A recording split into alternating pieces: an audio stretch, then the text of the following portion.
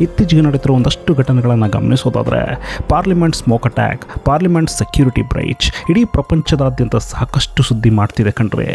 ಭಾರತದ ಭವಿಷ್ಯದ ಸಮಸ್ಯೆಗಳನ್ನು ಡಿಸ್ಕಸ್ ಮಾಡಿ ಸಾಲ್ವ್ ಮಾಡೋ ನಿರ್ಧಾರಗಳನ್ನು ತೆಗೆದುಕೊಳ್ಳೋ ಪಾರ್ಲಿಮೆಂಟ್ಗೆ ಈ ಸ್ಥಿತಿ ಆದರೆ ಇನ್ನು ಬೇರೆ ಸಂಸ್ಥೆಗಳ ಸ್ಥಿತಿ ಏನು ಅನ್ನುವಂಥ ಪ್ರಶ್ನೆಗಳು ಸಾಕಷ್ಟು ಹರಿದಾಡ್ತಿವೆ ಕಣ್ರಿ.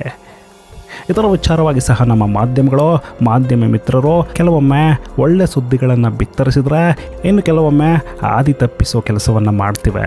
ಜೊತೆಗೆ ಪಾರ್ಲಿಮೆಂಟಲ್ಲಿ ಅನ್ಎಂಪ್ಲಾಯ್ಮೆಂಟ್ ವಿಚಾರ, ಕರಪ್ಷನ್ ವಿಚಾರ, ಎಲೆಕ್ಷನ್ ವಿಚಾರ, EVM ವಿಚಾರ, ಹೀಗೆ ಹಲವು ವಿಚಾರಗಳು ಡಿಸ್ಕಸ್ ಆಗಬೇಕಿತ್ತು. ಇದೆಲ್ಲ ವಿಚಾರಗಳನ್ನು ಗಮನಿಸ್ತಾ ಹೋದರೆ ದಾವೂದ್ ಸಾವಿನ ಸುದ್ದಿ ಅಥವಾ ಸುಳ್ಳು ಸುದ್ದಿ ಇದೆಲ್ಲ ವಿಚಾರಗಳನ್ನು ನುಂಗಿ ಹಾಕಿದೆ ಕಣ್ರಿ. ಯಾರೋ ಪೋಸ್ಟ್ ಮಾಡಿದ ಸುಳ್ಳು ಸುದ್ದಿಗಳನ್ನು ಕನ್ಫರ್ಮ್ ಮಾಡಿಕೊಳ್ಳದೆ ಲೈಕ್ ಶೇರ್ ಮಾಡಿ ಯಾವುದೋ ರೀತಿಯಲ್ಲಿ ಅಂತಹ ವಿಚಾರಗಳಲ್ಲಿ ಡಿಜಿಟಲ್ ಮಾಧ್ಯಮಗಳ ಮೂಲಕ ತಲೆ ಹಾಕೋ ನಮ್ಮ ಜನರ ಮೈಂಡನ್ನು ಡೈವರ್ಟ್ ಮಾಡೋದಕ್ಕೆ ಅಂತಲೇ